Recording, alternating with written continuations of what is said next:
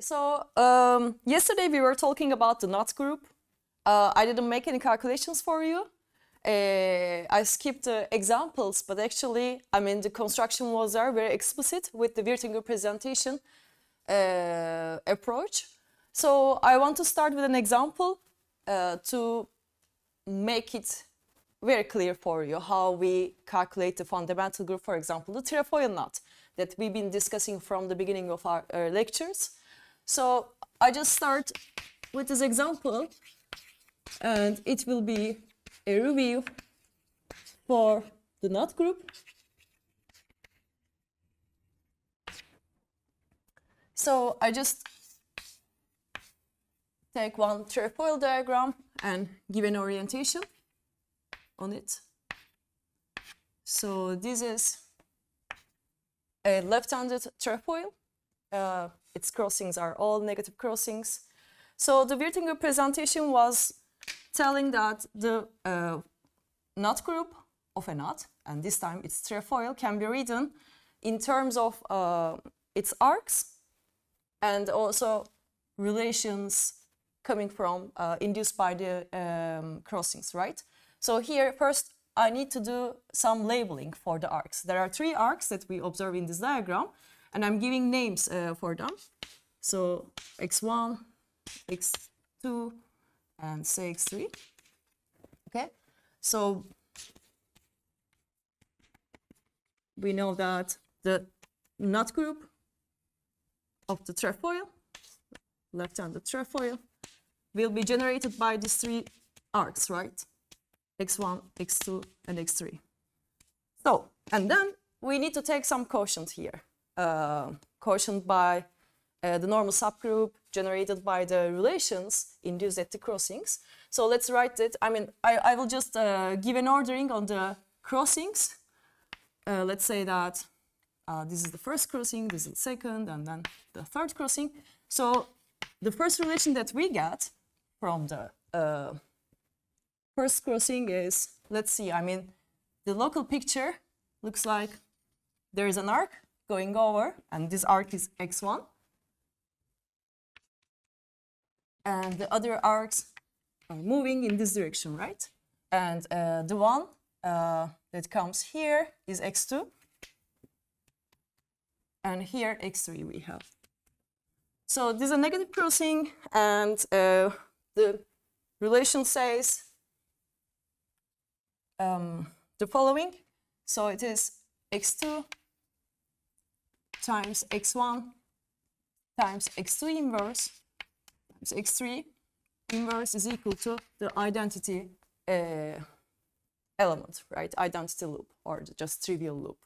So we take the product of loops that lies in the complement of the knot, of the trefoil knot, and these loops are the ones that are wrapping around the xi arcs here that we see in the right-handed direction. So each loop will wrap around the arcs, and it will make a positive linking number with the underlying arc. So here in this case, the orientation would be this is going over. So the loop's orientation is in this way, right? To have the linking number 1. So this is by convention. And the second relation that we have in the second, coming out of the second crossing is, let me picture locally what's going on here so that it will be easier to understand. So here the overpassing arc goes to the right of the board, and it is labeled by x3. And the input arc is labeled by x1. And then we have an outgoing arc, which is labeled by x2, right? So here we have the relation x1 times x3 times x1 inverse and x2 inverse is equal to 1. Okay? So there is one more relation coming from the last crossing here, and the picture is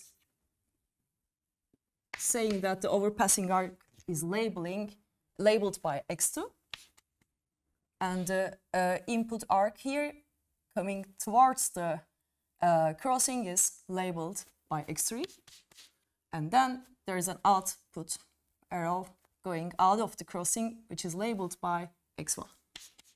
Okay.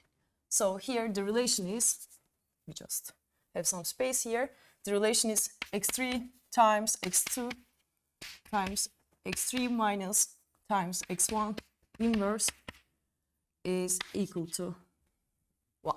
Okay, so we have these three relations, so that three generators that are just corresponding to arcs, and we will write down these three relations here. So from the first relation, or maybe if I just, from the first relation I can deduce this relation, x3 is equal to x2 times x1, x2 inverse, and from the second one, we see that x2 is equal to x1 times x3 times x1 inverse, and then x1 is equal to, from the last one, x3 times x2 times x3 inverse, right? So this is one of the presentations of the fundamental group of the complement of the left-handed trefoil knot.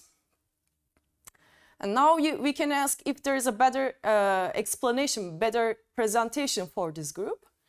And if we start doing some calculations over these relations, and actually, I mean, just before doing any calculations, we can immediately see that this relation is redundant, right? I mean, x1 is just expressed in terms of other generators. So this means that we can just cut out this relation, and also from the generator set, we can just eliminate the first generator.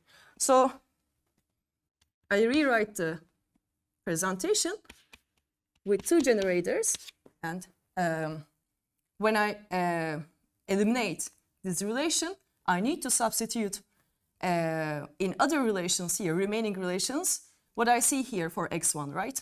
Because x1 is eliminated here from the generator set, so we don't want to see it again. So what I find is, maybe I need to do the calculation, but let's write here. x3 is equal to x2 times x1. So for x1, I will write x3, x2, x3 inverse. And then we have x2 inverse here. Okay, and x2 is equal to, for x1, I write x3, x2, and x3 inverse. Okay, and x3 and x1 inverse here, which will be x3 inverse.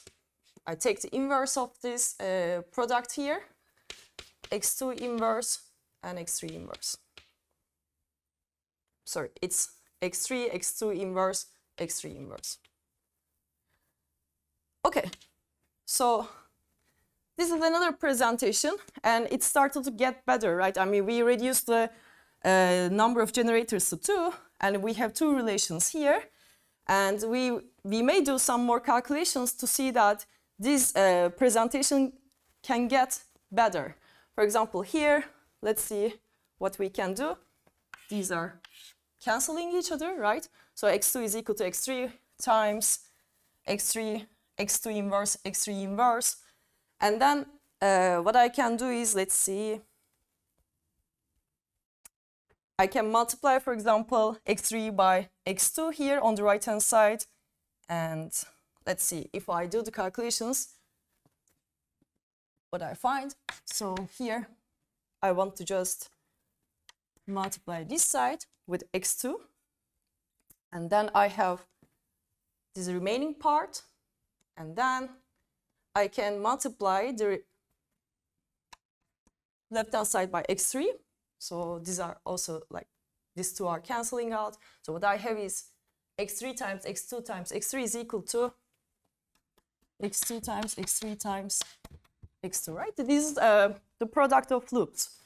I say times, but it is like multiplication over loops, all right? Or the generators that are representing loops. So, and from the other relation, I can do a similar trick, and I will find the same relation, okay? So here we can reduce our relation set to this. So in the end, I have something really nice here. Sorry, this should be x3. x2 and x3 are the generators, and I have this relation here that I will write in white. x3 times x2, x3 is equal to x2 times x3 times x2, okay? So you see, I mean, how I simplified the presentation that I firstly found. And I can go better, even better. I mean, I can do some tricks here. Let's see, for example, if I just take the square of this word here, what I find is x3 times x2 times x3 times, I can write, instead of this word, right? They are equal to each other. So I can write x2, x3, x2. Okay. So I can just eliminate the parentheses here, and I have x3 times x2, x3 times x2, x3 times x2, the cube of this word. Okay? So you see, the square of this word is equal to the cube of this word, which is very nice now, because it's looking like a group that we know, that we talked about yesterday, actually. So in the end, maybe I should write here that the knot group of the left-handed trefoil is equal to, or can be presented by two generators and this relation. Or maybe, okay, x3 times x2, x3 square is equal to x3, x2 cube, right? I mean, even better, I just write AB, and A cube is equal to B square, right, in the end. If I just say that this is equal to A, this word, and this is B word, okay? So you see how simple the representation gets when I do some arithmetical tricks. And we can find the representation of this group here, generated by two elements and satisfying this relation on the generators, to the symmetric group with three elements, on three elements, S3, okay? So there is a homeomorphism from this group to S3, the symmetric group on three elements. And actually, I mean, you can send, for example, A to 1, 2, 3 permutation in S3, and B to 1, 2. So these are two generators of S3, this group, and you will see that this map will preserve the relations. The relation here, the unique relation, will be satisfied under or in the image of this map as well. Okay, and you can easily see that you can see the relation over these generators. Yeah, it holds. So we find a homomorphism between these two groups, which means that the knot group of the trefoil knot cannot be infinite cyclic. Okay, so because otherwise S3 needed to be abelian, but it's not. So this is an explicit way to say that, to find out the knot group of the trefoil knot, and also to conclude that it's different than the unknot because its group is not the infinite cyclic group. It has a representation to the symmetric group on three elements. So I guess yesterday I just skipped this part, and it was maybe confusing, but now I hope it's clear what we are doing.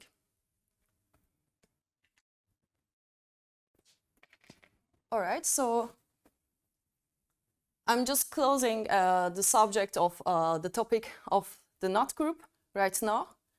With the Wirtinger presentation, once more I'm saying that it gets easier to understand or write down one presentation, but to reduce down the Wirtinger presentation to a simpler one needs to be a little bit like elaborated. It may take some time, but it's it's an easier way still to understand what's going on for the fundamental group of the complement of the knot. It's easier to study this object that we are defining in two-dimensional world, which is the plane or the two-sphere in this case.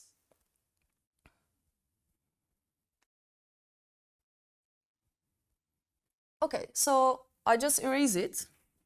Okay.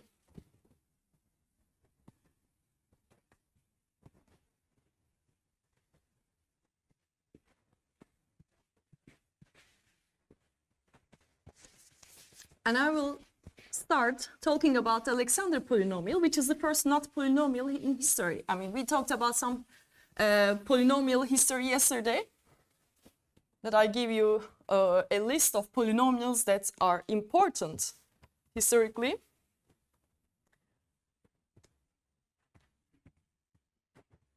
And now we will construct Alexander polynomial.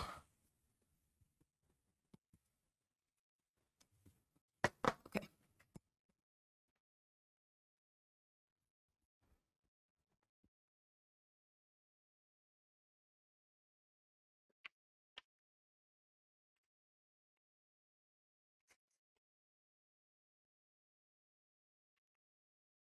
Okay. So, Alexander polynomial was defined actually in 1920s, but the paper of Alexander was published in 1928 in Transactions of AMS, American Mathematical Society. And the construction of the Alexander polynomial, the polynomial that he was defining, was quite combinatorial, even though the polynomial is related to the fundamental group of the complement of the knot.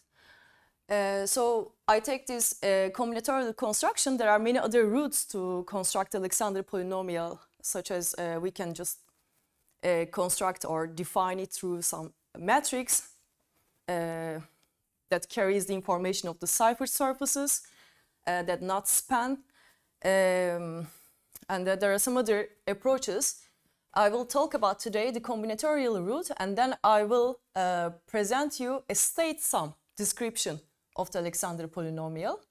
So we also discussed about states yesterday, states for the bracket polynomial, right? I mean, we defined some combinatorial configurations in the plane by smoothing out crossings, and then we assigned some values for each loop configuration, so that when we sum these values, we find a polynomial, which is called the bracket polynomial. So in this case, for the Alexander polynomial, the idea will be similar. I mean, we will have some discrete configurations, which are not loop configurations in this case, but we will introduce a discrete state sum to define the Alexander polynomial. But first, let's go with the original construction and understand what's going on through the eyes of Alexander. So we are given an oriented knot diagram, let's assume. And this is a local picture of a crossing, right? There is a direction on strands. Here I don't care about the direction for the overpassing strand, but at each crossing there will be an underpassing strand. And in this case, it is directed in this way, all right, to the positive z direction. So here the convention that Alexander was assuming, so here, since we have a direction on the underpassing strand, we have the notion of left and right.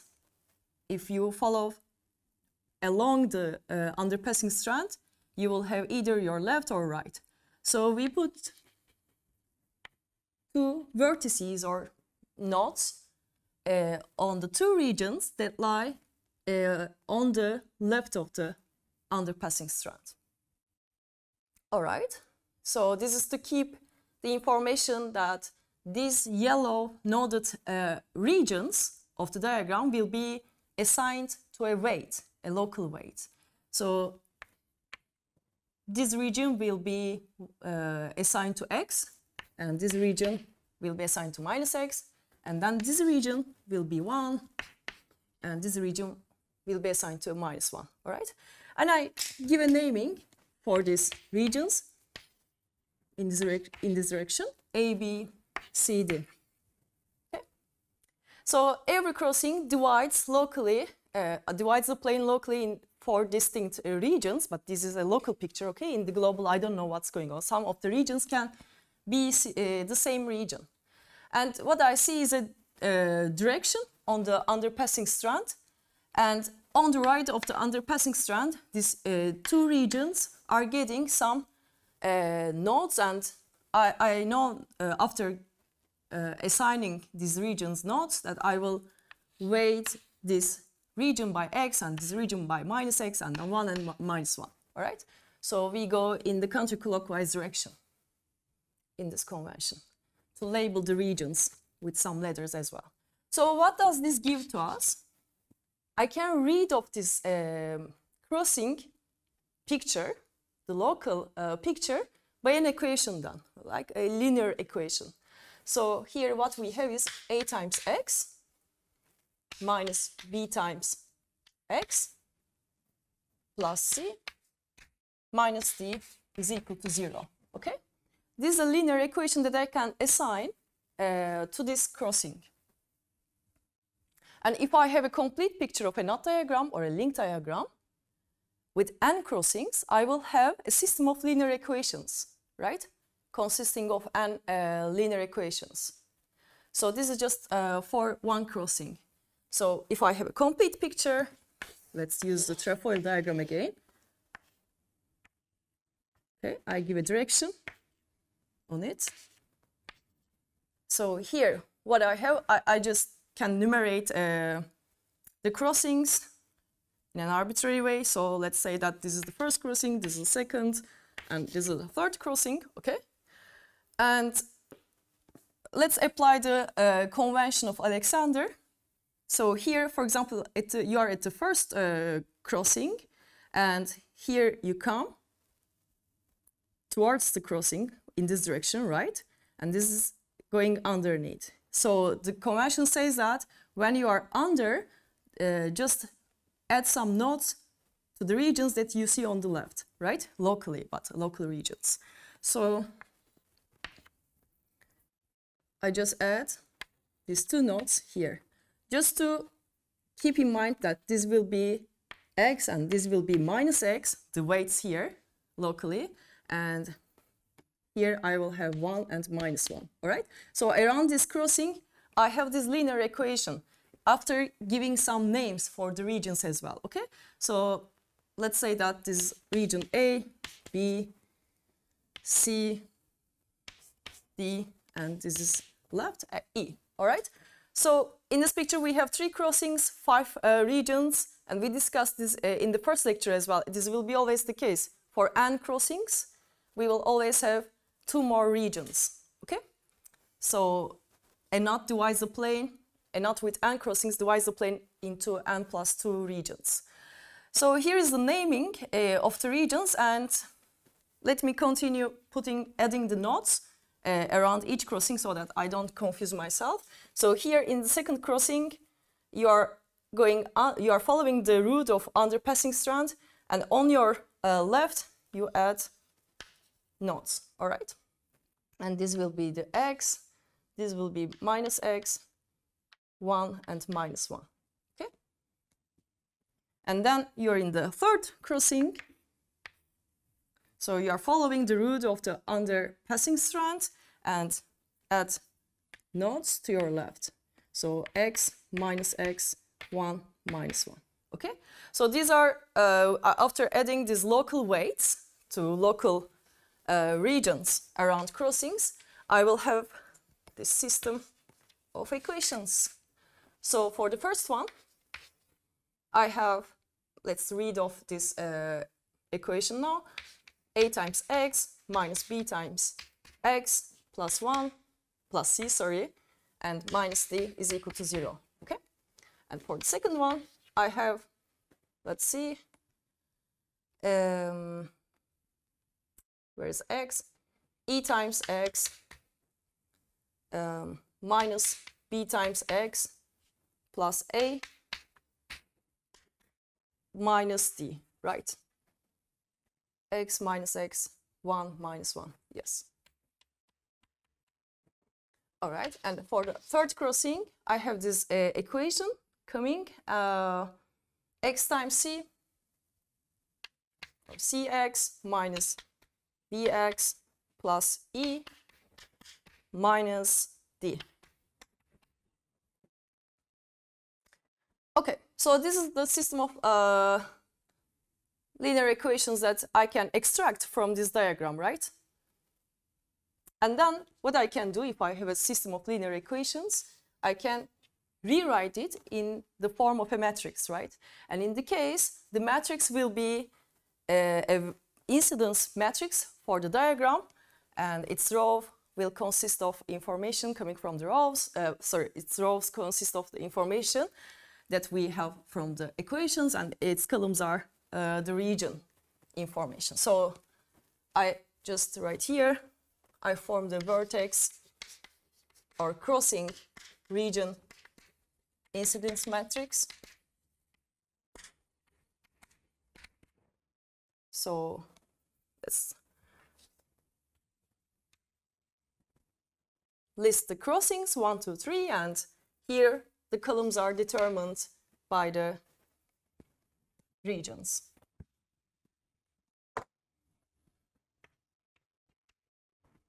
A, B, C, D, E. Okay, so for entries, I will just insert the coefficients that I see for that region and at the corresponding crossing, okay? So here, the first row is consisting of the information of the first equation that I get here from the first crossing. So the A region coefficient is a polynomial in x. I write it here, okay? And for the B region, I have minus x, for the C region plus, for the D region minus 1, and it doesn't have any E term, E region information, right? And for the second crossing, I just write off this equation here.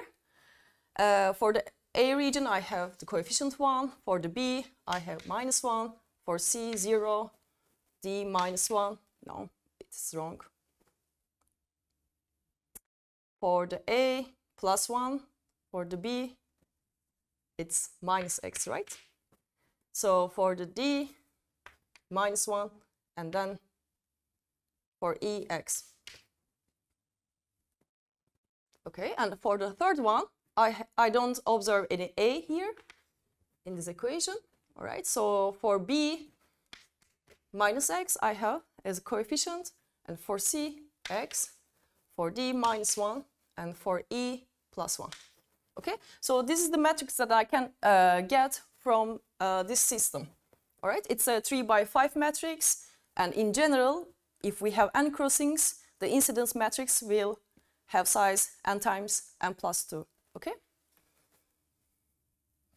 and you see, I mean, this matrix is formed of polynomials, right? I mean, we have some integers and also x terms here. So when we have a matrix, the best thing that, I mean, the quickest thing that we can think of is to extract some information from this matrix, right? For example, the determinant information. But this is not a square matrix. So what can we do for making it square? Alexander was suggesting to deleting 2 adjacent rows, and it doesn't matter which rows are deleted. So in this case, I want to delete the exterior region here, the region D, and an adjacent region, for example, E, it can be, but it could be C or A as well, all right? So I just delete them from the matrix to have this smaller matrix here, and it's a nicer matrix because it's a square matrix, right? So this matrix is called the reduced Alexander matrix. The full matrix is the Alexander matrix, and then we can reduce it to a square matrix by deleting 2 adjacent columns, or in the diagrammatic language, 2 adjacent regions from the diagram. Okay? So then Alexander was suggesting taking the determinant, finding the determinant of the reduced Alexander matrix, and it gives a polynomial to us, and he named it, he just described his polynomial in this way. So let's do the calculation, maybe, or I rewrite the matrix here, A, B, C. So I have x minus x, 1, 1 minus x, 0, and 0 minus x, x. Okay? So take the determinant, and you will get the Alexander polynomial in the variable x. Okay? So this is called the Alexander polynomial.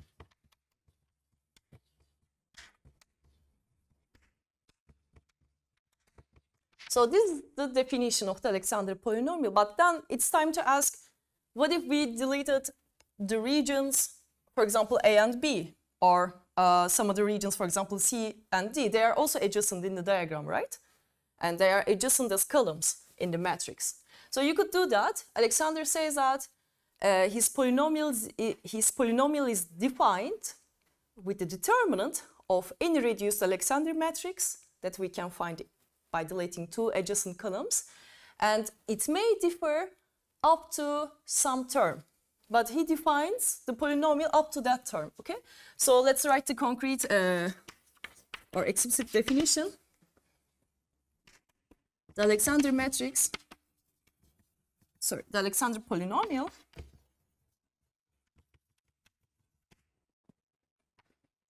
is equal to the determinant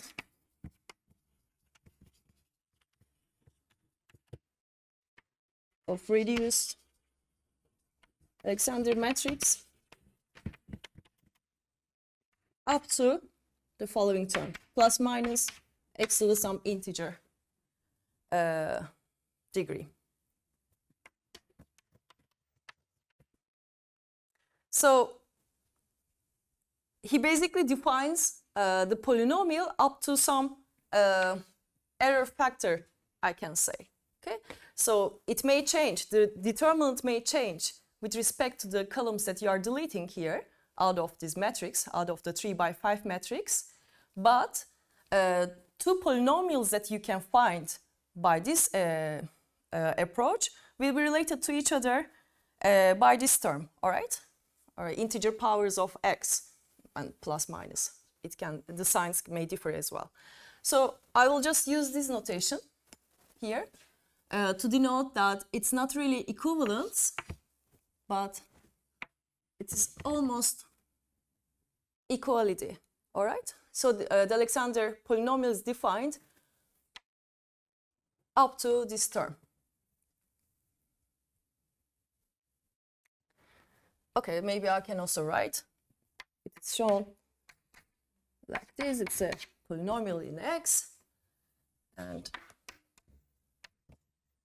is equal to the determinant of the reduced matrix of K. Okay, I use tilde here.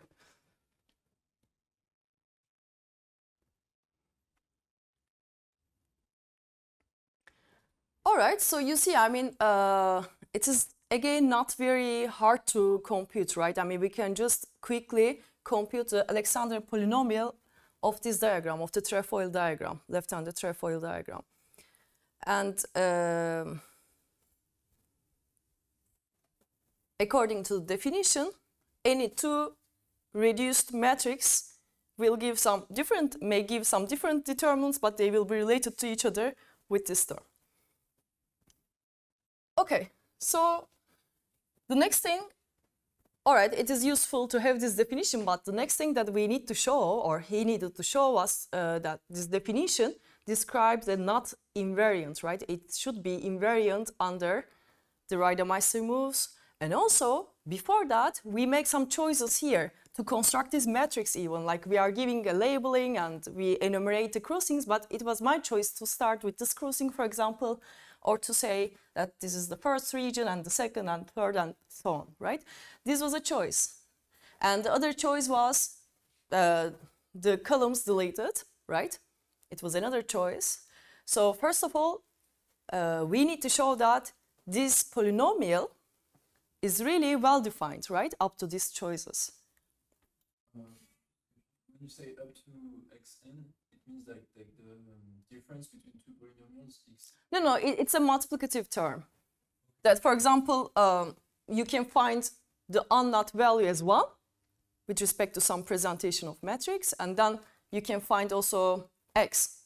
Okay, it's up to the diagram and also which matrix you are using. Okay, it will be a multiplicative term. Okay, so let's write this theorem. That was the expected statement. The Alexander polynomial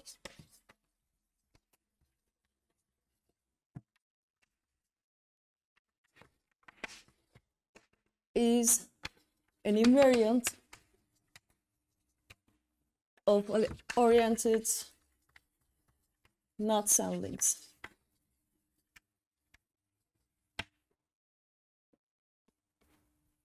And for proving this theorem, as I just said, I will summarize here. First, we need to show that this definition is independent of the choices that we are making. Need to show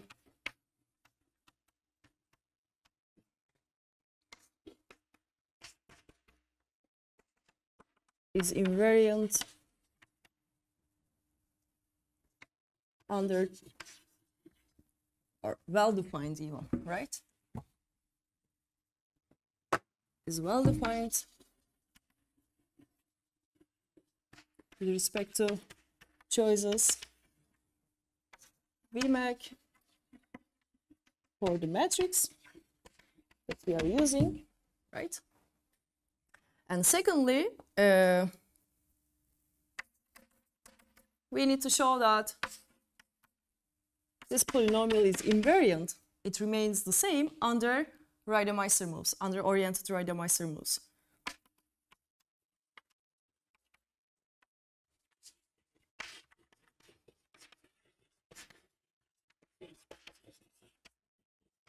So Alexander's paper on his polynomial was mostly proving these two parts, and then he discusses some topological properties of the polynomial in his paper. But I mean, it's not that straightforward, especially to prove the first part. It requires some calculations on the matrices, but the main idea for the first part is to index regions in a well-defined way. So he's using some indexing map. So we have orientation on the strands that we see around the crossing, and he assigns, for example, to this local region P, and the convention is when you go from left to right, you decrease the index of the region. So you start here, okay, and then to go from this region to this region, you are moving from the left of this strand to the right, from the right to the left, sorry, according to the direction, right? So we need to increase the index here. Let me write right to left, increase by 1, the index, and left to right, you decrease by 1, all right? So here, for example, to go from this region to this region, you are following this direction. So you are making a route, a cycle around the crossing. You start with this point, and then you cross the strand from right of the strand to the left of it. So you increase the index, then you go from left to right, you decrease the index by 1. And then to complete the cycle, you need to come to this region, and then from left to right, you are moving. So it needs to decrease by 1. So here you see you are moving to go from this region to complete the cycle from right of this strand to the left of it, okay? So we consider the strand that we are passing through, crossing through, to apply this convention for indexing. So P minus 1 to P, you increase by 1. So in the local picture, it works, right, this convention, but this gives us a well-defined map to index every region in a diagram, okay? And basically, he also observed that if you just smooth out this crossing here in the oriented way, what you have is this picture, and you have this same indexed regions are connected, okay? So you have here the P region, P plus 1, P minus 1. So in the end, if you have a complete picture of an oriented knot diagram or a link diagram, for example, take this diagram, you start smoothing every crossing in the oriented way, you will have a bunch of circles in the plane, okay? With orientation. Because you are smoothing out every crossing in the oriented way. So your circles that you will obtain in the end will have compatible orientations on them. And by the Jordan curve theorem, we know that every circle will divide the plane into two regions. And then, I mean, this will be completed, each of these strands will be completed to a ciphered circle or a circle simple closed curve in the plane. And there will be an in and out of that circle. And inside will be indexed in harmony with the outside region. So that, I mean, there will be always, like, if you go from the exterior region to the in, you can apply this convention. And it will be, every region will be indexed in a well-defined way. So after he defines this indexing map for the regions of a diagram, it's not just a local property, it's global. So every region gets a unique index in this way. Then he observes that this sum is equal to 0 if we sum up among all indices. So here R, maybe I should just denote it, R sub P. So this is for denoting the sum of the columns or regions that are indexed by P, okay? That here the sum is over the same indexed regions. But in the end, you have a total sum here that sum up everything here that is multiplied by x to the minus P among all indices that you have in your diagram for the regions, okay? And it's quite like, you know, again, I mean, it's just calculation to see this. I mean, there's no topology going on here. I mean, if you noticed in the first step that when we construct the Alexander matrix, we see that the rows are summing up to 0, right? Or the columns, if you just sum the columns up, you will have 0. But here there's an extra term. We also multiply the same indexed columns with this term, then the sum will be still 0, the total sum. So depending on this observation, which is not very hard to see, he can show that the polynomial is changing and with respect to choices that we make to obtain the reduced Alexander matrix up to this factor, as long as we delete two adjacent columns. Okay, there is that assumption there. So for the second part, we need to observe what happens under the oriented Reidemeister moves. Maybe I can make a picture here without erasing this.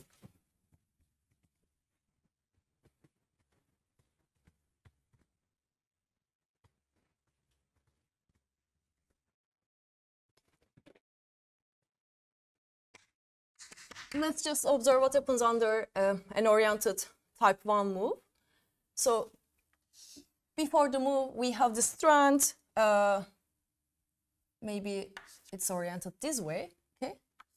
Then after the move takes place, I have this kink here.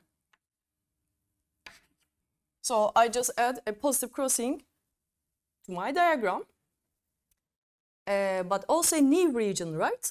So Alexander polynomial is dealing with crossings and regions. So this is an important point here to observe also that we have locally two regions here in this picture, before the move takes place.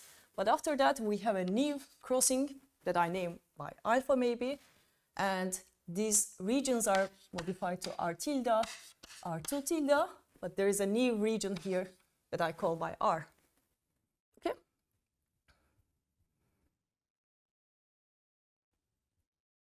So when you start to think in terms of matrices, what we have is we have an additional row and a column in this picture, right? Corresponding to this diagram after the move,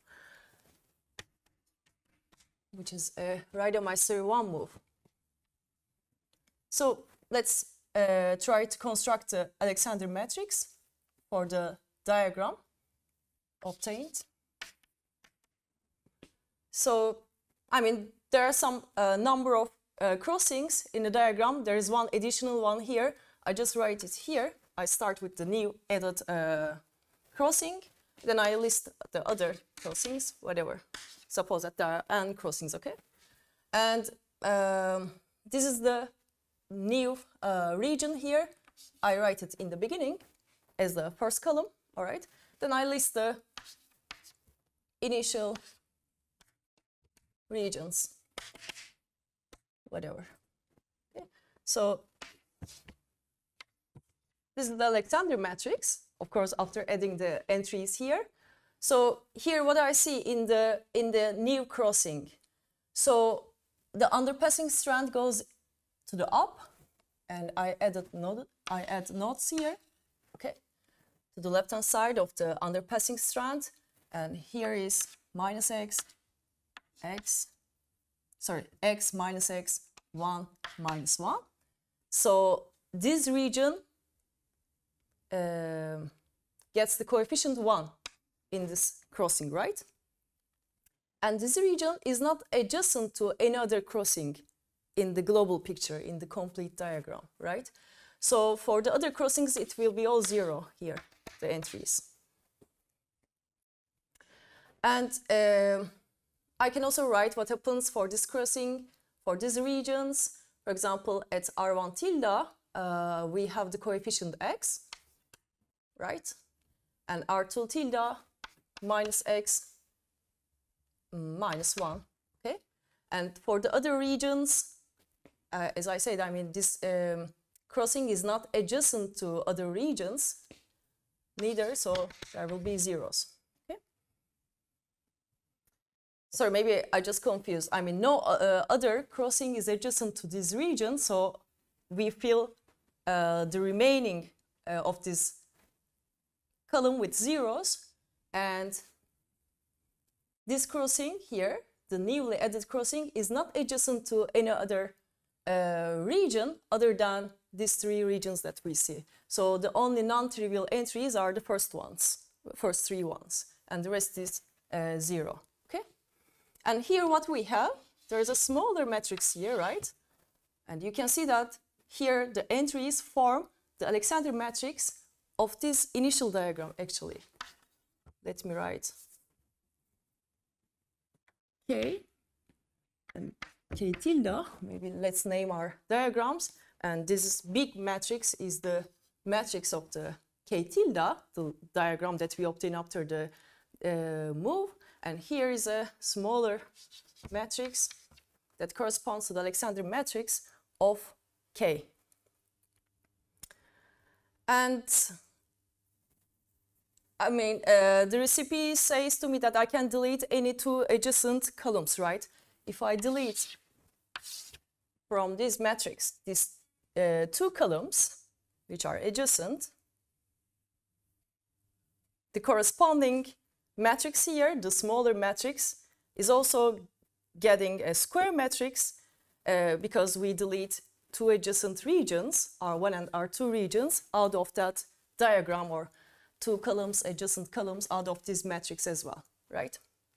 So what we see here is that the reduced Alexander matrix of the K tilde diagram is related to the reduced Alexander matrix to the of the diagram K in a nice way, right? I mean, we just have this additional column here in the bigger matrix corresponding to the corresponding to the letter diagram, and this row, right? So in the corner entry, we see just 1. Here we delete these 2 columns out, so we have 1, 0, 0 continues and 1, 0, 0 continues to the right in the row, okay? So it looks under control, and actually, I mean, we can prove that if 2 matrices are related to each other in this way, that by adding 1 column and a row whose intersection, whose corner entry is just trivial, or 1, then their determinants are related to each other in a nice way. So let me list these properties here.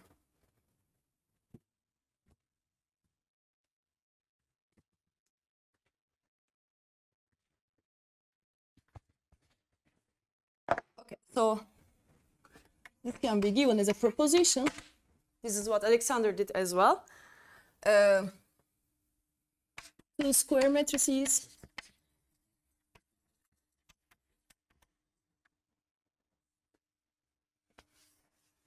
or maybe I give a definition first. 2 square matrices are said to be epsilon equivalent. Let's call them M1, M2. If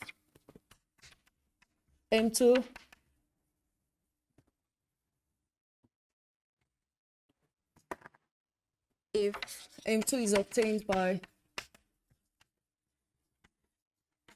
M1 or from by one of the following operations or sequence of the following operations. So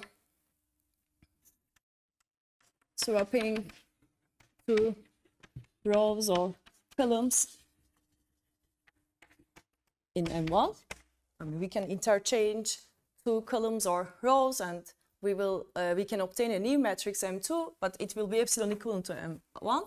So this is a basic operation that we can define on matrices, or adding 2 rows, columns, or adding a row and a column to one another, right? Or multiplying or dividing the entries, or maybe a column or a row, by -1 or x.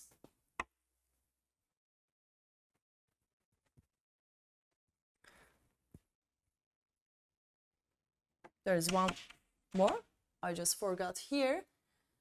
We can obtain M2 from M1 by adding a new row and a column whose corner entry is just 1. Okay, adding a row and a column to M1 whose corner entry is 1. Okay. So if 2 matrices are related to each other by some basic matrix operations, and also this new operation here that we define as like corner operation, then we will call them they are epsilon equivalent matrices. Okay, and Alexander shows in his paper. I mean, we can also show easily that if 2 matrices are epsilon equivalent, their determinants are related to each other by some integer power of x. Maybe.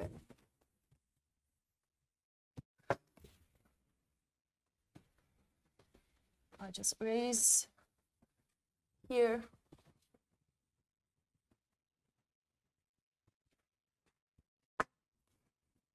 Again, a proposition.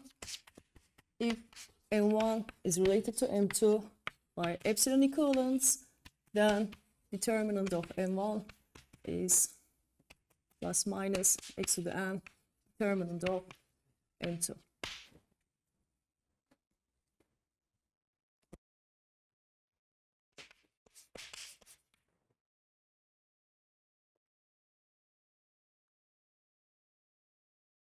Okay, and in this case, we see that we just obtain the reduced Alexander matrix of the second diagram that we obtain from K by applying one Reidemeister one move.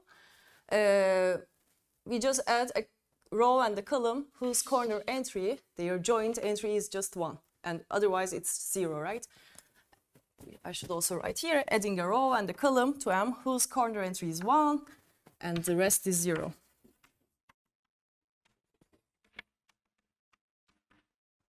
Okay, so here we can see that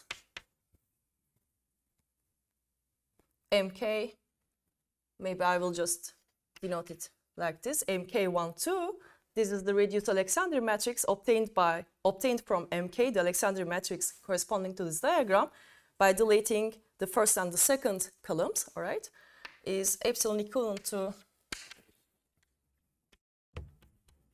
MK tilde 1, 2. Okay?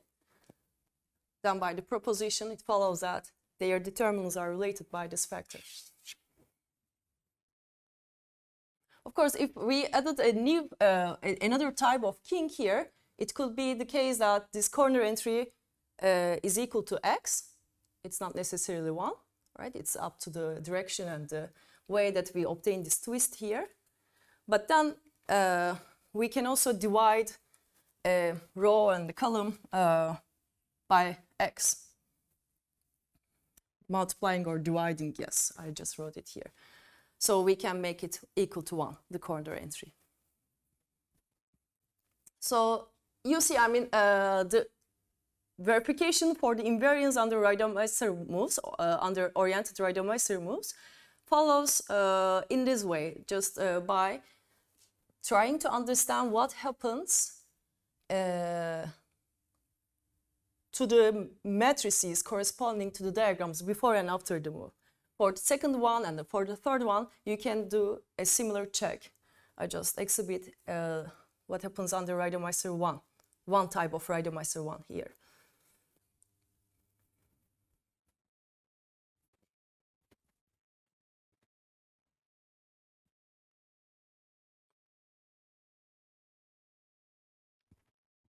Okay, that's nice. I mean, everything works very nicely. Actually, there was a definition. It looked a bit kind of random in the beginning that we just delete any two adjacent columns, but then it turns out to be invariant up to this multiplicative term, which is nice. So, I mean, there is not a unique Alexander polynomial for an oriented natural link. There are many of them, right? I mean, you can have 1, x, or x2, x squared, for example, for the unknots Alexander polynomial.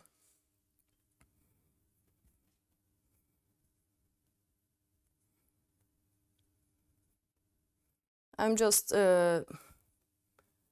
thinking if I should exhibit an example, but I can give you some exercises. Compute the Alexander polynomial for the left-handed trefoil, and also for the unknot. Okay. By just writing down the incidence matrix and computing the determinant that you get out of that matrix after deleting two adjacent columns. Okay, so if there is no question, maybe I should stop here for the first lecture. So I wanted to maybe talk about end coloring of a diagram, but it will be kind of, you know, too much expansion for now. So let me go into the state sum description for the Alexander polynomial. So we know how to calculate it right now, how to define it as a determinant, right? And now I will give you another way to describe the Alexander polynomial, which will be a discrete way, a combinatorial way as well, through states of an oriented knot or link diagram. So I'm drawing the trefoil diagram again.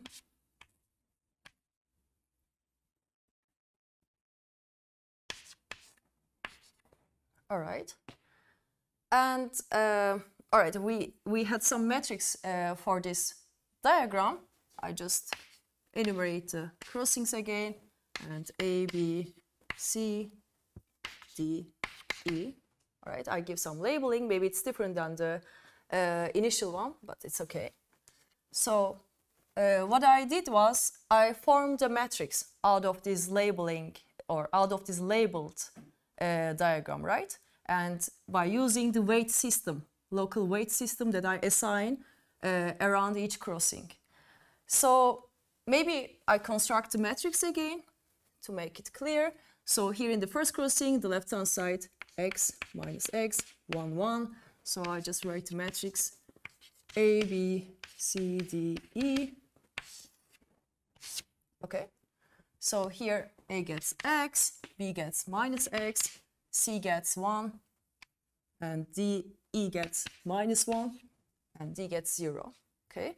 For the second crossing, we are on the underpassing strand, and we add dots here, and here x, minus x, 1, minus 1. So D gets x, B gets minus x, and A gets 1, and E gets minus 1, 0 for C. And for the third crossing, what we have is we have these noded regions on the left of the underpassing strand, and x minus x, C gets x, and B gets minus x, and A gets nothing, and D gets 1, and E minus 1, right? So this was the matrix that I have to describe this labeled diagram with the local weight system around each crossing. So we said that we can delete any pair of adjacent columns here, and in the diagram it will correspond to blocking or deleting two adjacent regions, right? So I prefer to delete D and E. It could be A and B as well, or D or E. And after deleting that, I obtain a square matrix. And this deletion is happening in the matrix, but I can express it in the diagram as well. What I do is I just block these two, I just cut out these two regions, right? So it is D and E, all right? So I just endow these regions by stars just to say that, just to emphasize that these two regions are not taken into consideration, okay?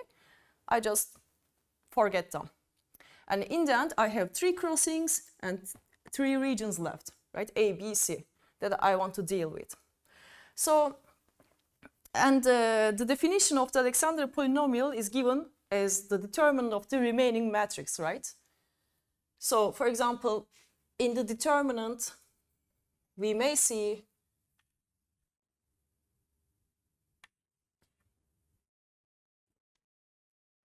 the product of these entries minus x squared, okay, or some other products that we will sum up to obtain the determinant, right? Determinant gives us the Alexander matrix, the Alexander polynomial. And remember, the determinant is described as the sum over all the terms that are obtained by multiplying some entries, right? And these product terms are given by permutations. So I can write, maybe I just write here, the Alexander polynomial, the determinant of the reduced Alexander matrix, which is equal to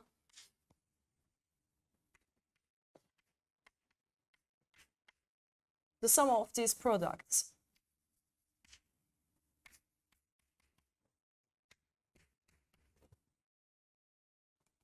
So in this case, we have a 3 by 3 matrix, so it will be, the determinant will be defined over, defined as a sum over the elements, over the permutations of the symmetric group on 3 elements. But in general, the determinant is given with this sum description over all the permutations in Sn, right?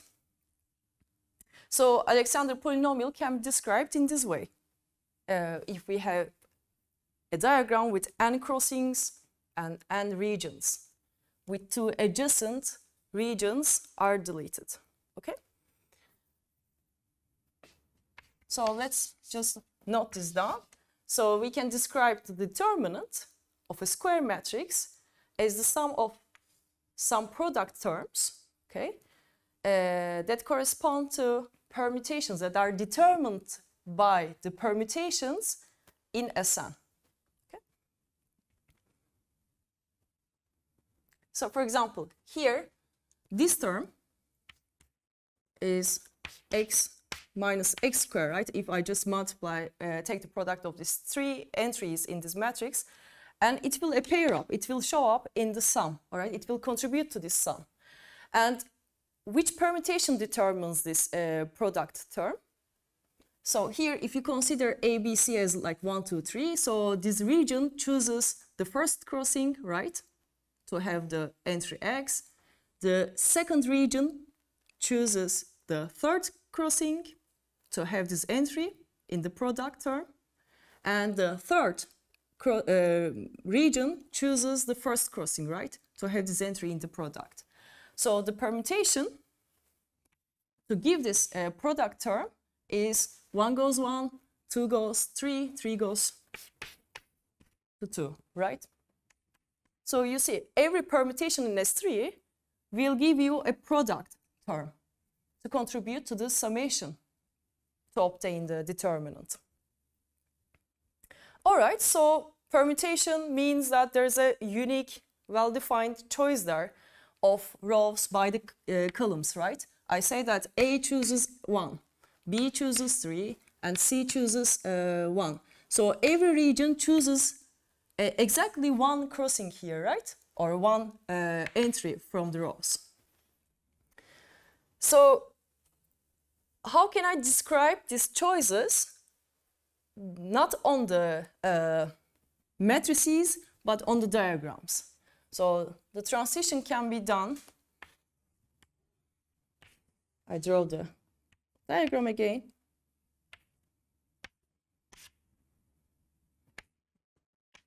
Here's the diagram. So I deleted these two regions. I don't really consider these two regions anymore, all right? For me, I have 3 crossings and 3 regions, right? And I can see this choice here that contributes to the determinant summation is a choice of crossings by regions, right? By 3 regions. So here I have ABC as labels. So what was the choice? A is choosing 1, the first crossing, right? Let's enumerate the crossings as well. So I just denote this choice with a marker, okay? So maybe I just put here, A chooses 1, a marker like this, all right? This is my choice. The region A chose the crossing 1. The region B chooses the crossing 3, right? So I put the marker here. And the region C chooses, there should be a problem here.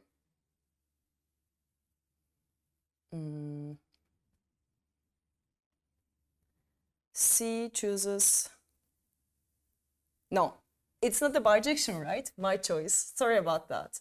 It was wrong. I mean, here, 2 elements from the same row is chosen, all right? So it was not a bijection between columns and rows, sorry about that. So I can choose, for example, maybe this was x minus x. So 1 chooses 1, C chooses 3, and B chooses maybe 2. Okay, it was, I mean, it just corresponds to the trivial permutation actually. But I'm trying to make the product non-trivial. Okay, so maybe I just rewrite this as follows. So here I have minus x cubed and this was given by the identity permutation, right? So let's try to write this again in the diagram. So 1 chooses 1, 2 chooses 2, and 3 chooses 3, right? So this is the diagrammatic explanation, description for the choices of rows by columns here, right? And I made this choice in a way that the corresponding entries are multiplied to something non-trivial, okay? I mean, there will be some zero terms contributing or not contributing to the determinant, but I don't want to describe them in the diagram. I can't. I just want to form this configuration so that each region is getting a marker at a neighboring crossing, and each region will get at least one marker, and actually it gets its marker at most one crossing, right? I mean, for example, for B, there are 3 choices that it can get marked because it's neighboring or it's incident to 3 crossings, but it's getting its marker at the second crossing, okay? And this region, for example, is neighboring 2 crossings, but it chooses this crossing, all right? It could be this as well. So I just consider non-zero terms in the determinant expansion, and I just describe them in the diagram in this way by using state markers, okay? So this is a state for me, state of K, all right? Just a state is describing the choices to have non-zero terms in the determinant expansion, okay? So let's find all states of the trefoil, okay? So let me draw some number of trefoil diagrams. So this was one choice, okay, but I mean, I can change the choices, right? Here. So what I can do is, for example, let's delete these 2 regions, and I can mark this region at this crossing and this region at this crossing, at the first crossing, and the first region at the second crossing, okay? So this is another state of K. And if you go back to the determinant, here we call this region A, B, C, A, B, C. So here what's going on is 1, 2, 3. The region A or the column A chooses the row, the entry in the row, the second row, right? So A chooses 2, B chooses 3, and C chooses 1, okay? So let's see if we have another possibility of having a state. So we can have B chooses 1, right? I put a marker here. C chooses 3, and A chooses 2, right? Okay, this is another state. So I just erase this. I obtain collection of all states for the trefoil diagram. States of K. Okay.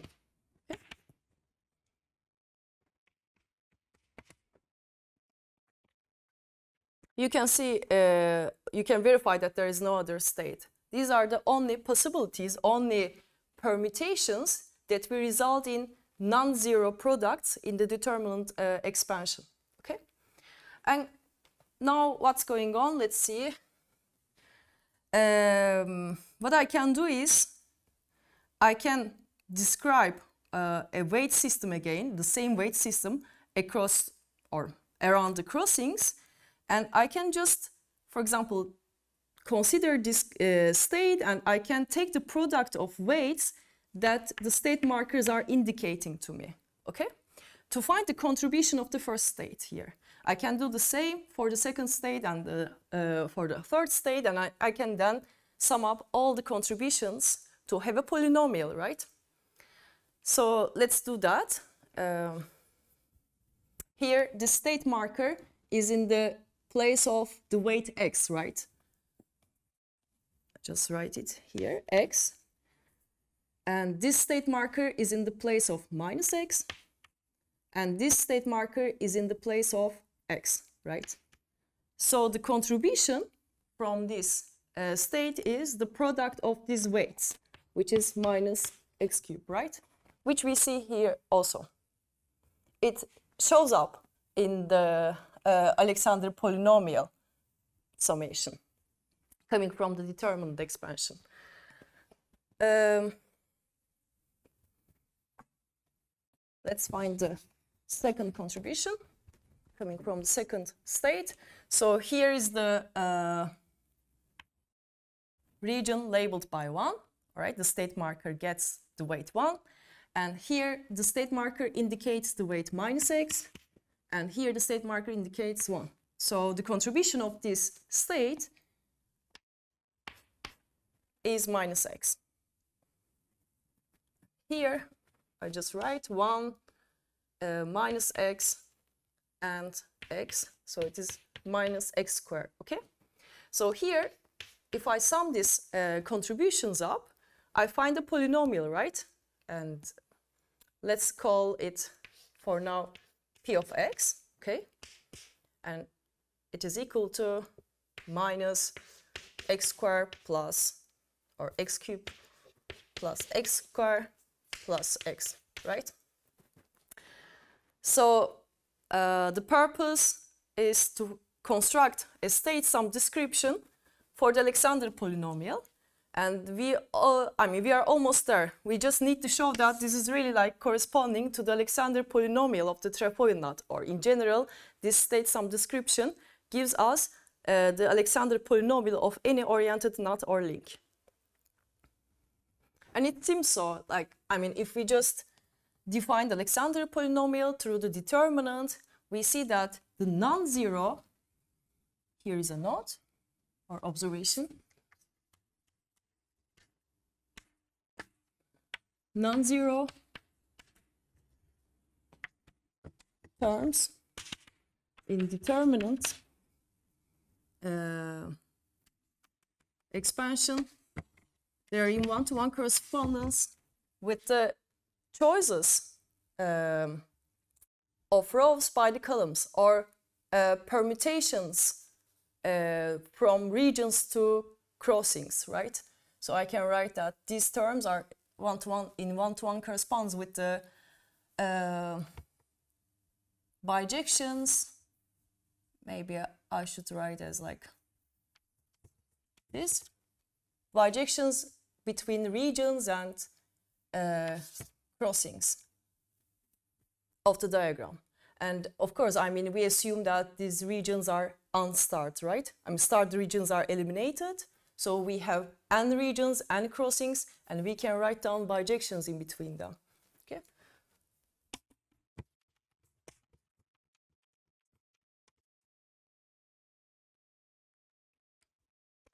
So each of these states here is giving us a bijection, right? From regions to crossing. Each of these choices is giving us a bijection, one-to-one and onto map, in between these two sets.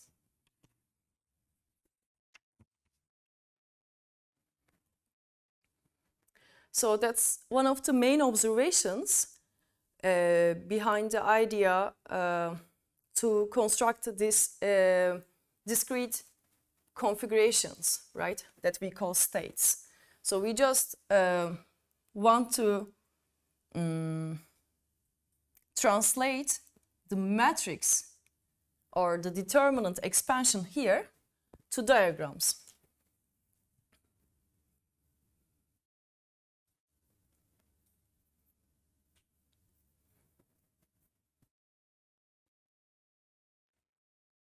Maybe I'll give it as a definition. A state of a knot diagram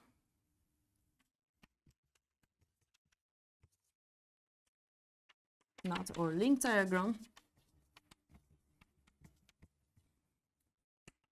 is an assignment of one marker per vertex in the form. So we can just describe it locally like this, or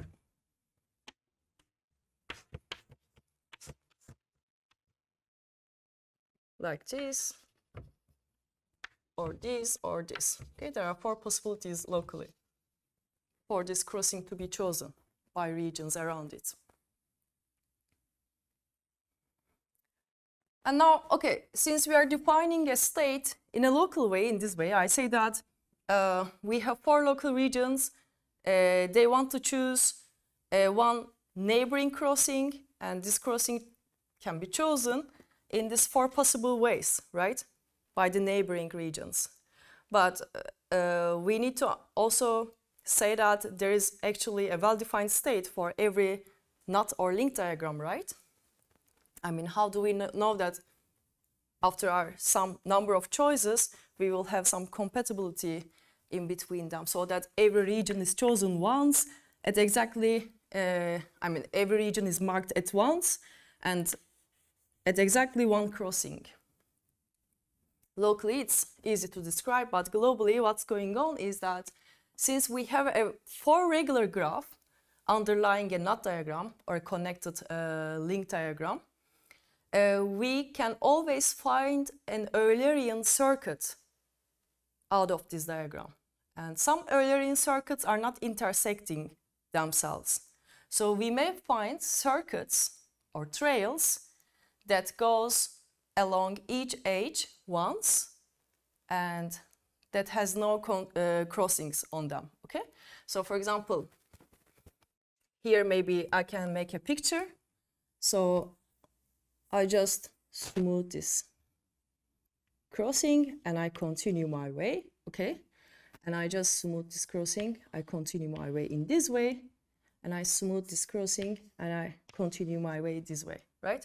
You see that in the end I have a circuit that goes along each edge at once, all right?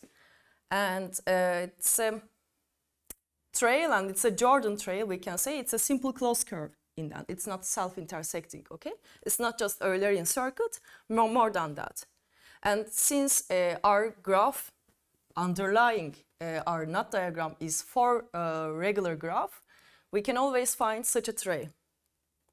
And actually, each trail gives us a state, and conversely, each state is giving us a trail, right? I mean, I cheated here on this diagram. There was a state, and I smoothed the crossings in the direction of the state markers, right? Then I obtained this trail. And conversely, when you consider these 2 regions as start, let's erase, make a clean picture here.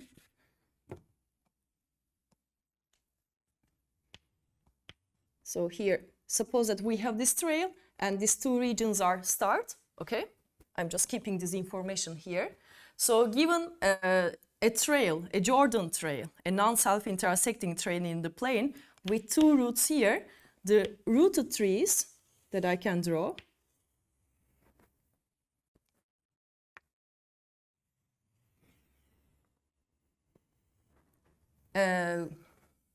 wrapping around or going around, inside the openings here are giving me a state actually. So each state is giving a unique trail when I smooth the crossings in the direction of the state marker. So here in this case, for example, I have this, right? And also, conversely, if I have a Jordan trail and if I have 2 roots, specified 2 roots, the graphs, the trees that I can draw through the openings here indicate a unique state for me. Okay, and here, of course, I need to have the directions. So I need to have a directed rooted tree to have a well-defined unique state corresponding, so that what happens is that, I mean, when we close this Jordan trail to the diagram, I will know that at this crossing the marker is here, and at this crossing the marker is in the direction of the arrow, and the marker at this crossing is in the direction of the arrow here, okay, in this side where the arrow lies. So maybe I should write down this observation, which is nice.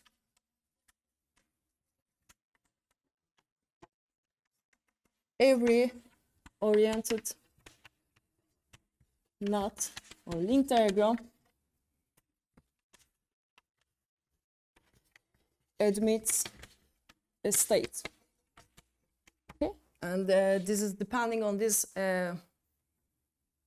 basic observation that there is a one-to-one correspondence between the states of K and the Jordan trails. Okay. And Jordan trails always exist, at least one Jordan trail exists for a given knot diagram, since it's 4 regular.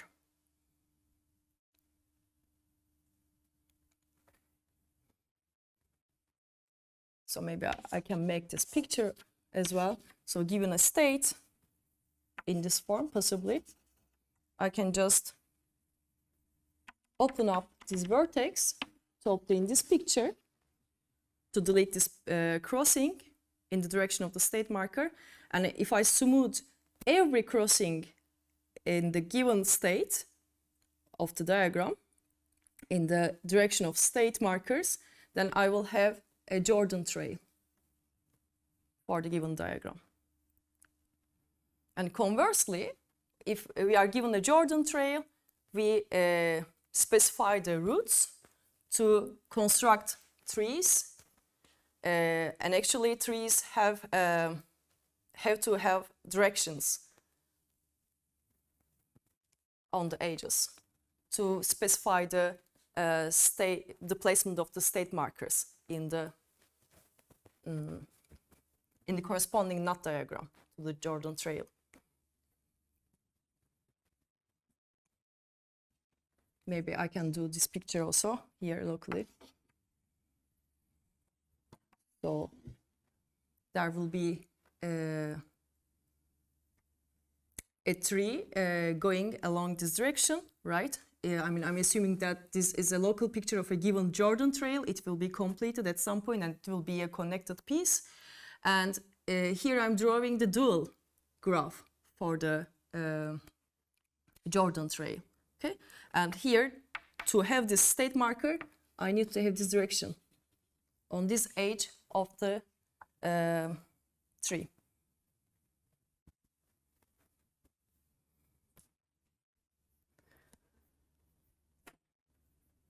So maybe I can redraw the picture here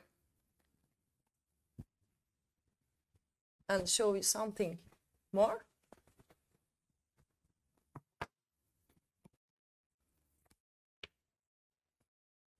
So the state markers were here and here and here, right, for this diagram.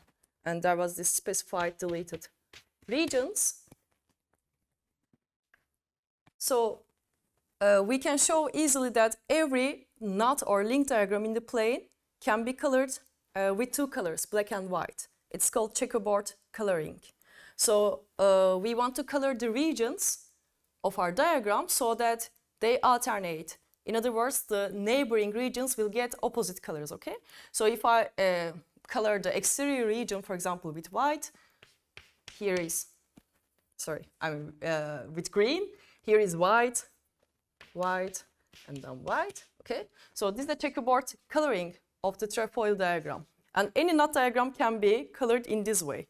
I mean, can get some two colors on its regions in an alternating way, okay?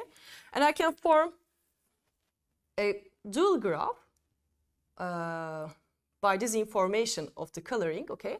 I just add vertices to the black regions or white colored regions in this case, okay?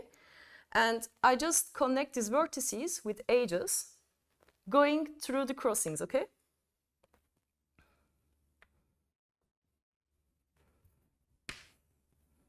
So I obtain this 3-edge cycle here with 3 vertices, right? So what we see, if we go back to this picture, inside, when I open up the crossings in the direction of state markers, I just connected all the white colored regions together, right? I mean, they get connected when I open up canals across the vertices, let's say. And here, the white tree that I see is a maximal tree of this graph, right? So I call this the black graph or white graph. I mean, black is the conventional color, right? Black and white, I think. Black graph of the diagram K, okay? And here, this, maybe I should also color it with orange to emphasize. This tree here, that is rooted here, and having these 2 edges, is a maximal tree or a spanning tree of this black graph, right? And I can form a similar graph, a dual graph, by using the opposite colored regions. There is this region and this region that I colored with white or green in this case, okay? I can put, here is a vertex, it is already there. So I can just connect this vertex with the exterior vertex going through all the crossings. Okay? So this is the white graph of the knot graph or knot diagram. And you will see that here, this yellow graph that I obtained here in the dual is a spanning tree for the white graph, right? It contains the 2 vertices of the graph.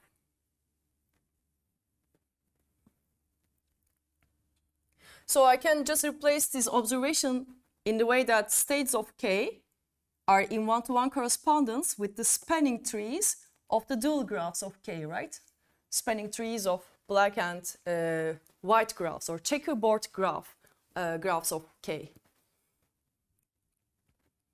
So there is some nice graph theoretical observations going on here, but to prove that there exists a well-defined state, it's necessary here, and it's also sufficient to make this observation that these 2 object structures here are in one-to-one correspondence.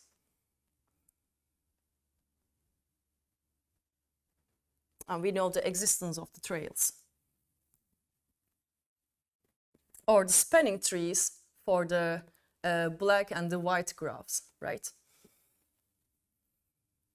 Spanning trees.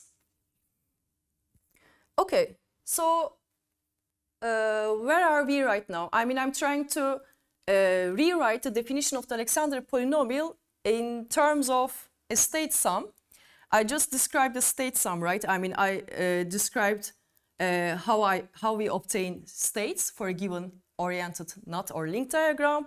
And then I say that the weight contributions are just the products of the local weights that the states are indicating in a state, and I sum them up, right? This is my state sum. But why it's giving the Alexander polynomial, why it's supposed to give the Alexander polynomial? It's due to a theorem by Kaufman that is called the clock theorem. First, I need to introduce some moves on states of a diagram.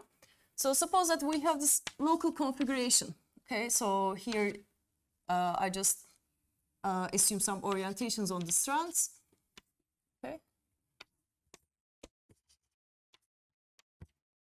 All right, and I assume that here is a state marker I have, and here is a state marker I have. So this region chooses this crossing, and this region chooses this crossing, and these two regions are adjacent to each other. They are neighboring, right? I mean, they are neighbors by this, along this edge here in the middle.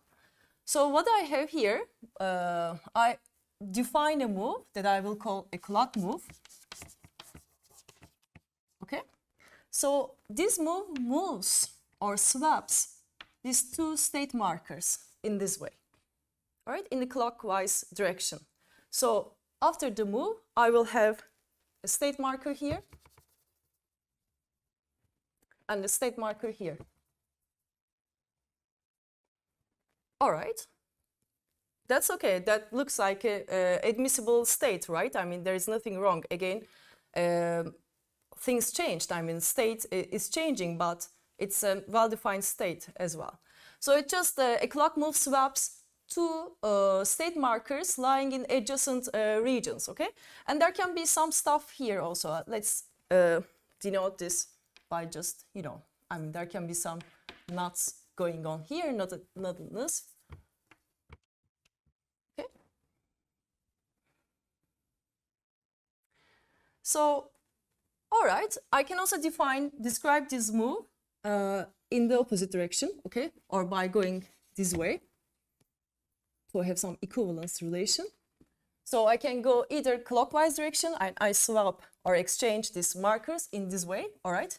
I obtain a new state, or from this state, I can just move these state markers in the counterclockwise direction so that I come to this state, right? So it's two ways, this move. And Kaufman was able to show that any state for a knot diagram or a link diagram can be obtained from each other by a sequence of these moves.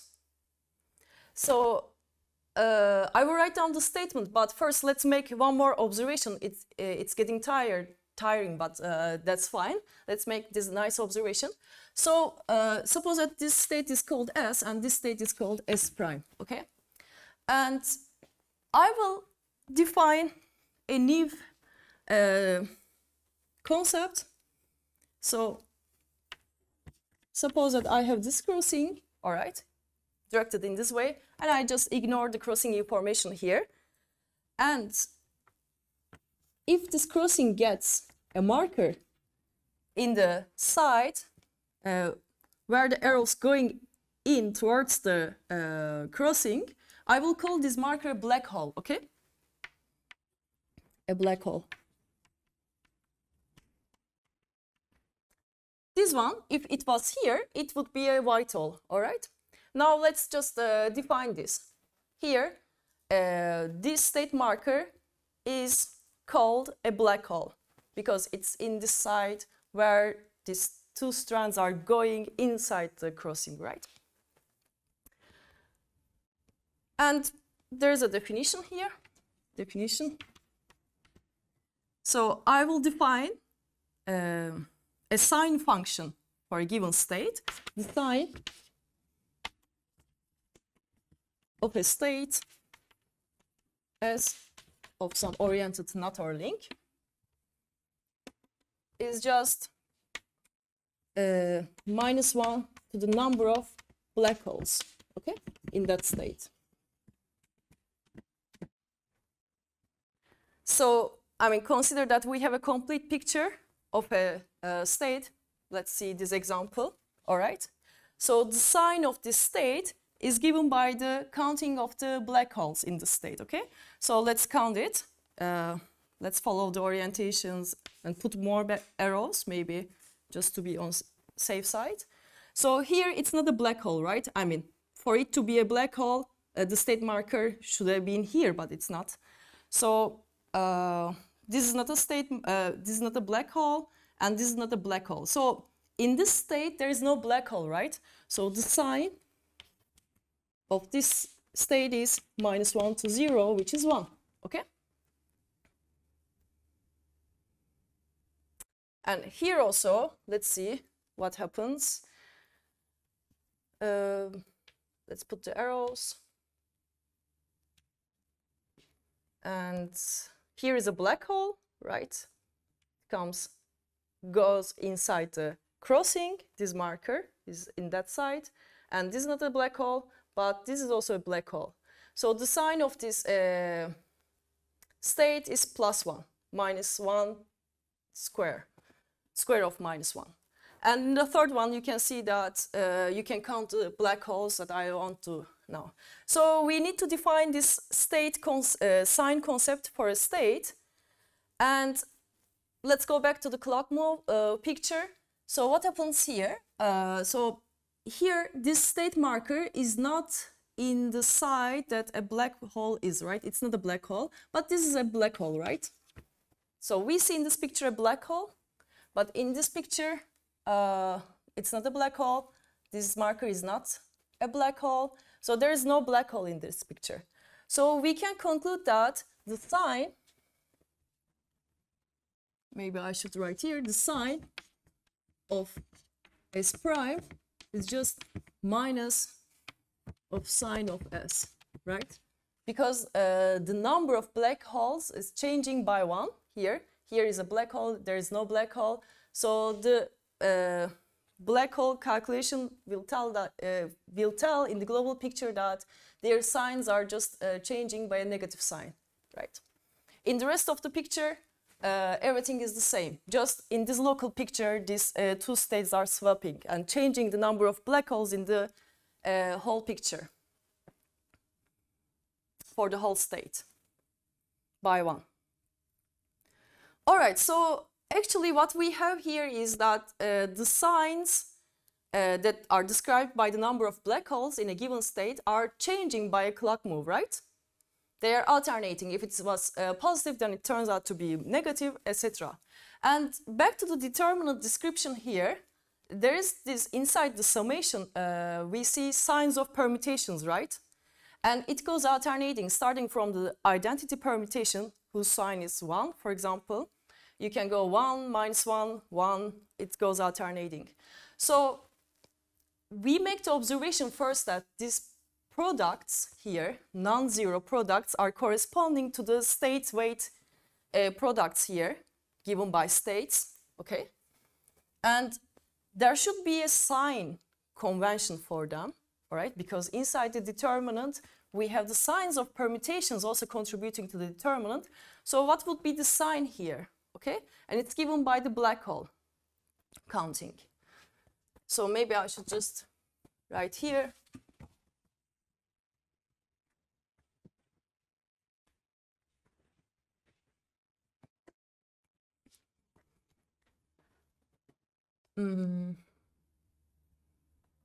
The statement of the clock theorem.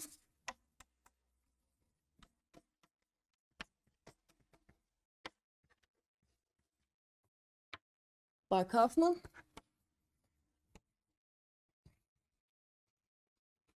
And it says that,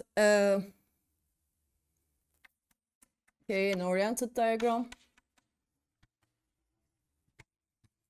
link diagram, which is assumed to be connected.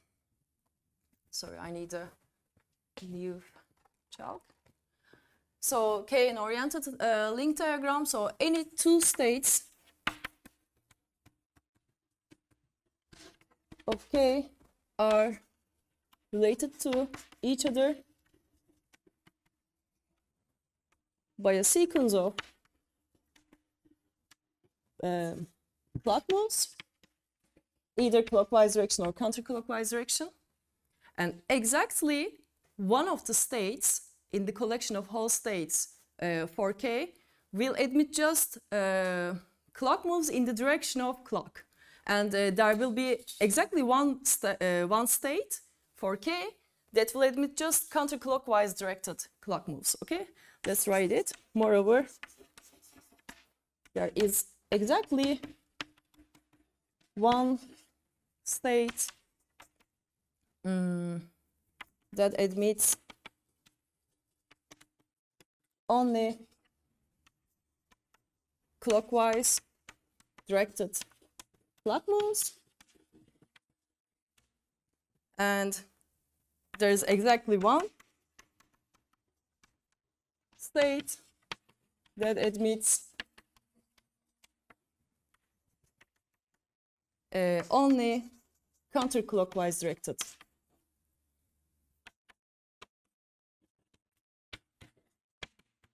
clock moves. Okay. So in the end, what we have? So we have a knot diagram, an oriented knot diagram, or a link diagram, a connected one, and we find out all the states of the given diagram, and out of that collection, we can make a lattice. Okay. And this lattice has two extreme vertices, extreme elements, let's say. One, starting with a state, we can start with a state that admits only clockwise directed clock moves, and then goes to another state by a clock move, and then goes to another state by a clock move, possibly, and then ends, this lattice ends in a state which admits only counterclockwise directed clock moves. Okay? So I will make a picture maybe again to just describe what we mean here. So, collection of states for a given diagram, the collection of states of K form a lattice. Let me see if I have a nice picture for this.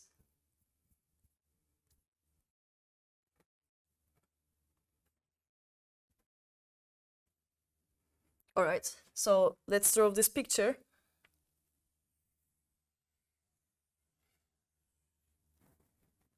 Which is a figure 8, an open-ended figure 8. I put these two stars here. I mean, we can assume it's closed, but I just reduced the number of regions in this way, okay? It's a nicer representation of figure 8. So here's a state.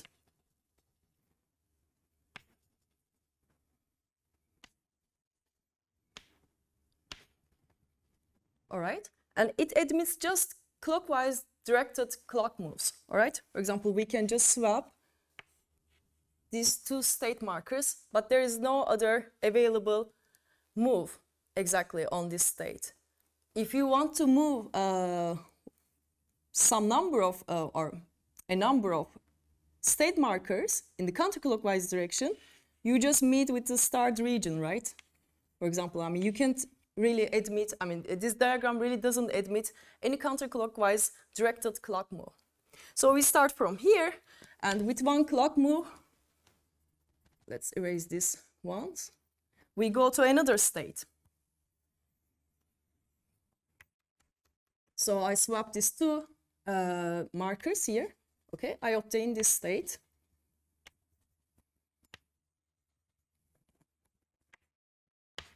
Okay, and then I can obtain this state.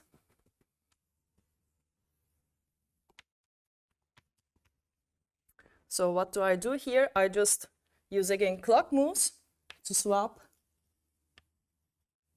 these markers here. So I put the state markers, these, here and here, okay? So each clock move is giving me the next state. I started with the extreme state that admits just clockwise direction clock moves. And then I go to this state by using this move.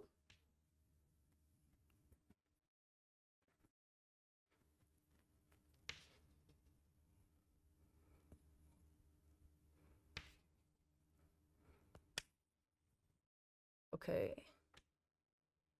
All right. And then what happens? I can go to this state. There's one more state to go.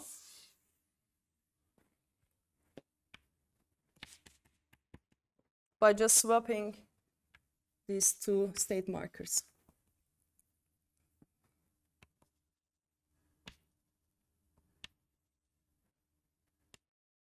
Okay, and this is another extreme state that I can have for the trefoil diagram, because it only admits clock moves in the counterclockwise direction, right? There is no clockwise direction move here.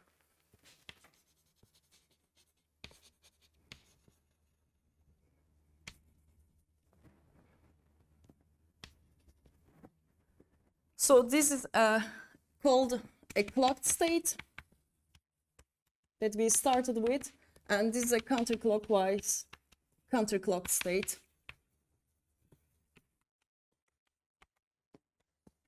Okay, so we started from this vertex, and then we obtain our lattice in this way by a sequence of clock moves. Okay, and this is valid for any oriented link diagram, not just for figure 8. We can always form a lattice, that is that there's a partial ordering on the set of states for a given diagram, for a given oriented diagram. And all right, after this theorem, we can conclude that the signs of states are alternating, right? Because the clock moves are changing the signs by just multiplying the previous sign by -1, right? So if it is 1, we can always arrange the first one to correspond to the identity permutation by just a proper enumeration of the vertices and the regions. Then we go -1, 1, -1, and 1, right? So we see the pattern that we see for the signs of permutations that contributes to the determinant expansion to obtain the Alexander polynomial, right? So in the end, what we have with the state sum, with the sign description, with the count of black holes, is the Alexander polynomial.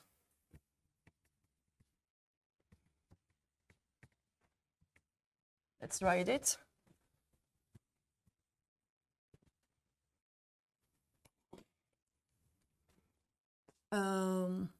Maybe a theorem or the definition before.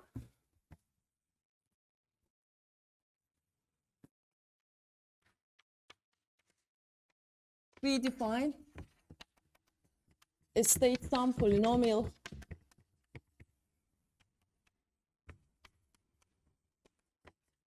of an oriented link diagram as follows. It is a sum over the states of K, okay? And we need to take into consideration the signs of states. And here is an inner product. This is the product of weights that the state markers indicate in S, okay? So for each state, we can define such a product, right? Each state gives us a product term that is obtained by just multiplying the state markers' weights in that state. And we have a well-defined sign description for the state S, which is given by the number of black holes. And then after obtaining this product, we need to take into account all states to have this sum, right? Not just one state, but the sum is taken over all states of K. So we define the state sum polynomial in this way, and we can show that this is actually the Alexander polynomial of K. Of course, up to the term in X.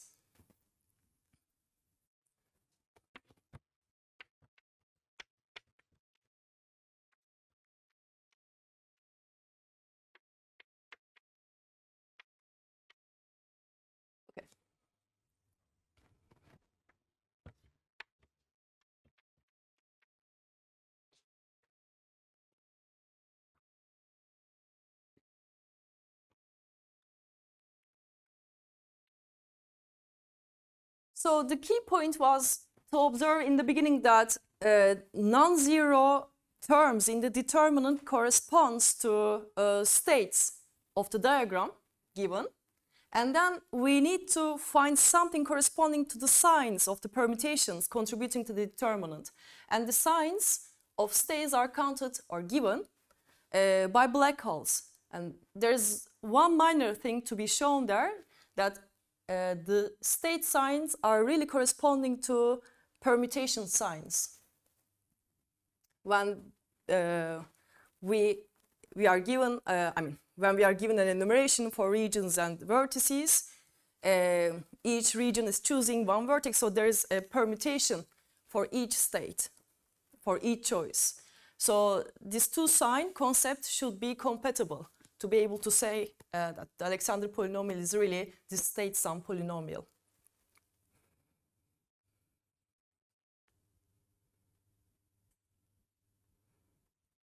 And it is considered this equivalence here, equality here is considered up to the term plus minus x to the n, and it's some integer. Okay, so if with respect to a given enumeration for regions and vertices, if the permutation is getting some sign -1 and the black hole counting gives you +1, for example, it's still okay, right? I mean, they are the same polynomials because it's just multiplication by 1. But the important point is that the black hole counting also alternates through the clock moves, all right, as the determinant signs alternate. So yeah, I mean, this was given in 80s in formal knot theory book of Louis Kaufman, the state sum description, and it makes it clear why the skein relation of Alexander polynomial holds. For example, I should say that first Alexander defines his polynomial through the determinant, and in 60s John Conway gave a skein relation. He defined it in an axiomatic way. He defined that the Alexander polynomial, or the Conway-Alexander polynomial, is described with some properties, with the skein relation especially. But seeing why that skein relation holds for the determinant description is kind of not very clear, also in Conway's paper. But by using the state sum description, you can easily show that this polynomial, or the Alexander polynomial, holds the skein relation that I will describe or give you tomorrow. So I think we can just end the session here. It was a long one, maybe. I don't know.